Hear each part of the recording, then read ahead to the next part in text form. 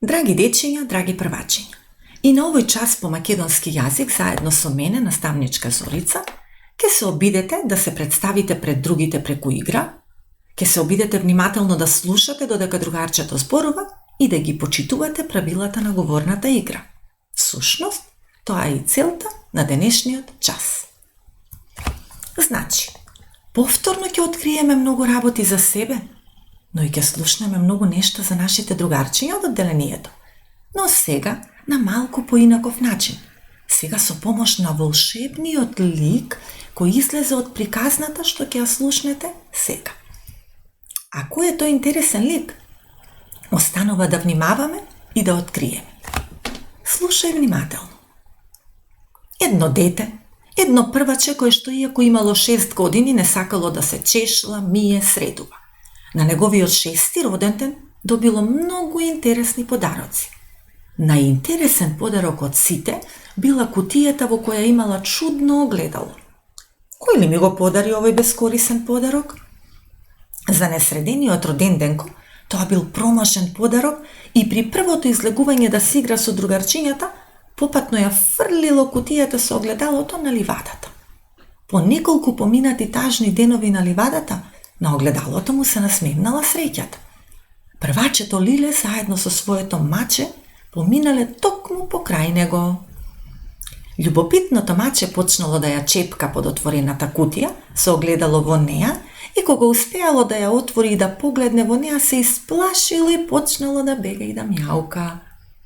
Тогаш Лиле забележала дека всушност мачето во кутијата видело маче.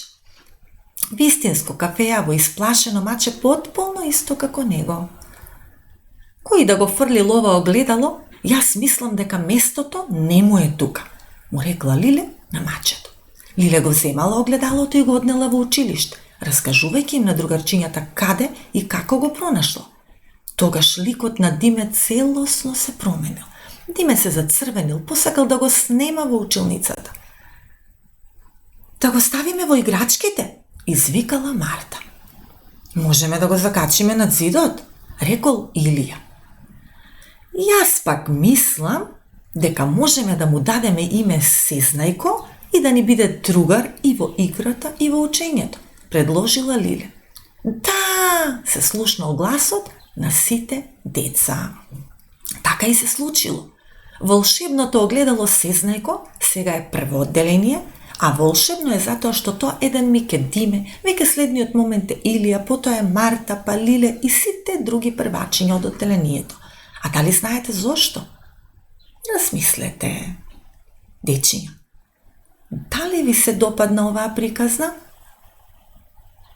Можеби ќе добиете идеја на некој нареден час да бидете мали автори и да ја продолжите оваа приказна со некоја реална случка во одделението што ќе се случи со огледалото. А дали можеби ја препознавте Лиле со нејзиното маче? Која Лиле беше таа? Тоа е Лиле од нашата прва стихотворба Прваче, која што плачеше првиот училишен ден за нејзиното маче. Но сега Лиле е среќно, задоволно, насмеано, дружелюбиво прваче, а сето тоа благодарение на вас и на волшебното огледало со кое ние денес на овој час ке се дружим. Доколку сакате, сега сопрете го видеото и обидете се да си ја кажете стихотворбата Првач, а потоа продолжете на следната активност. Треба да го подготвите приборот за работа. Потребни ви се еден голем бел лист, едно наострено моливче, комплетот со дрвени боички, линеарот со форми и едно огледало или огледалце кој секако знаете дека треба внимателно да постапувате, бидејќи сепак се работи за кршливо нешто.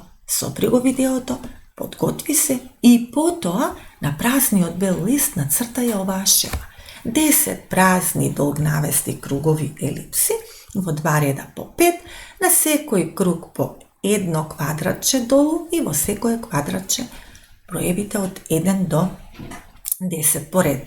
Всушност, преку игра што следува, ќе треба да ги пополните по ред, значи пополнуваме по ред, почнувајќи првото, второто, третото празно поле, се до 10-тото. А како, ќе ви објаснам сега. Следува активноста, прашувалко и јас. Сега Сезнајко ќе биде прашувач, прашувалко, а вие раскажувачи. Тој ќе прашува, а вие ќе одговарате. Прашањата ќе ви ги поставува со слика на него, а јас ќе ви ги дообјаснувам ако не ги разбирате. Вие за почеток треба само со еден гласно кажан збор да одговорите, а зошто ќе видите подоцна. Но напомнувам, мора да бидете искрени пред Сезнајко, бидејќи тој на вистина мислам дека знае се, а и може и да ви помогне. Почнувам. Во првото празно поле, прашувалко вели напиши го твоето име. Значи, прашувалко го интересира вашето име, кое што сега во моментов го кажуваш гласно и го пишуваш во првото поле доколку умееш. Откога ќе го напишеш, помини на второто прашање од Сезнајко. Сезнајко на него има очи. Прашува, другарче, кажи каква боја се твоите очи и со боичката на твоите очи обој малку во второто поле. Или нацрте ги очите со бојата како што се твоите. Потоа помини на следниот интерес, односно прашање на Сезнајко.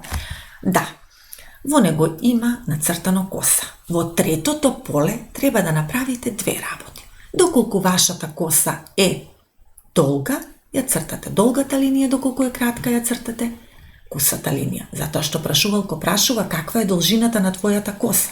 Кажете и напишете една од овие линии. А поднесе исто во третото поле, со боичка обојувате која е бојата на твојата коса. Направи го тоа и продолжи понатаму.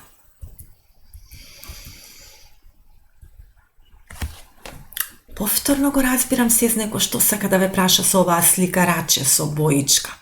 Што најмногу сакаат да цртаат твоите рачиња, односно што мислиш дека ти најубаво умееш да го нацрташ. Едно нешто.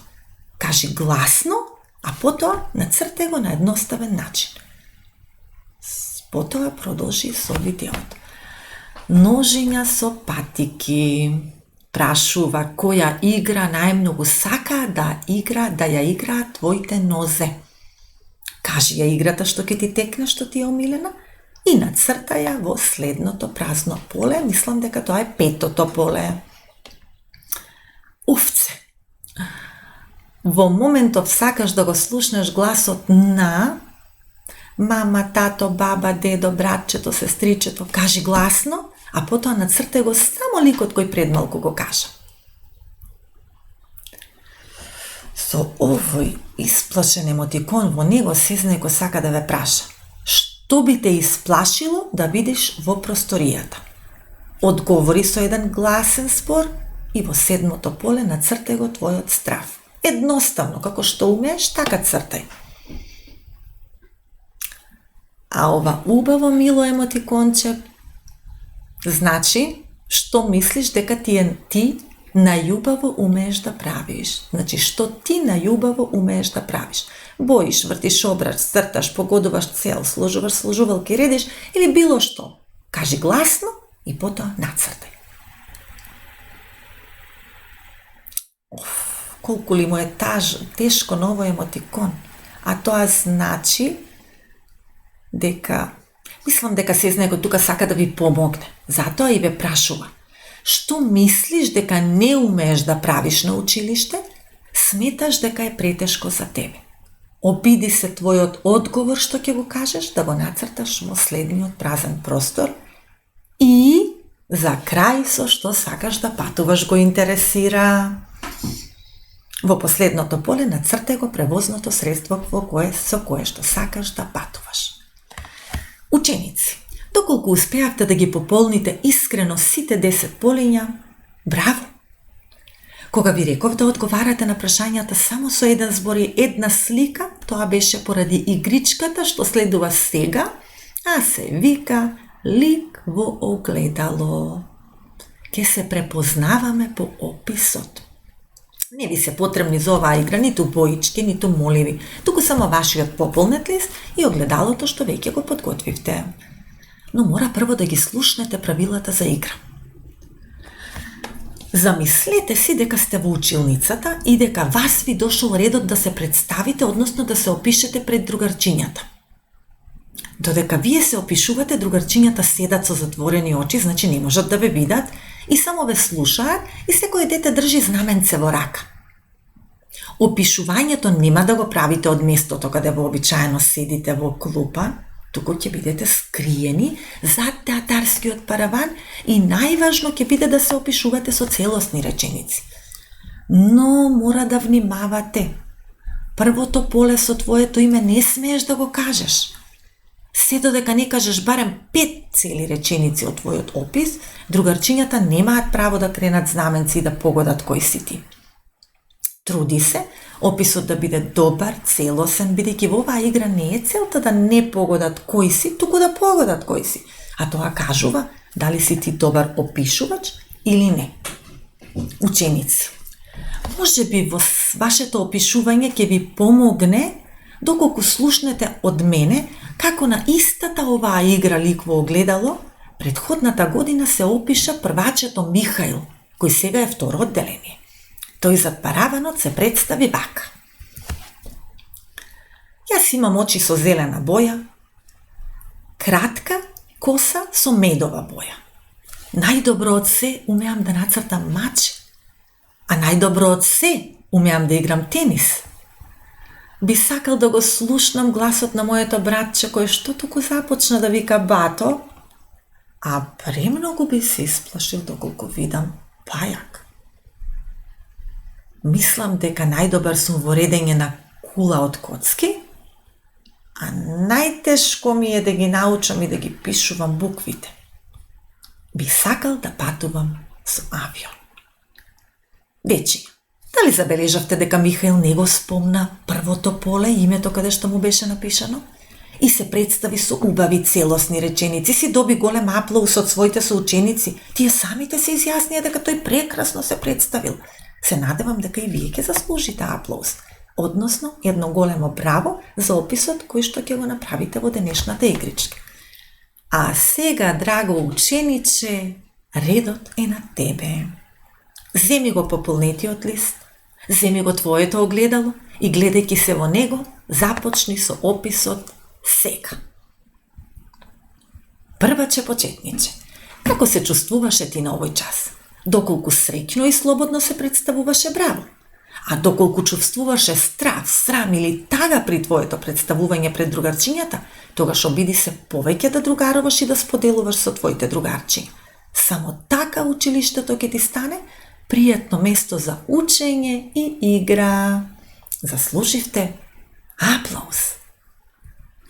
И на крај за домашна задача, што ти сакаше, а сезнајко не те праша. Представи го тоа со цртеж во рамка огледало. Довидување, до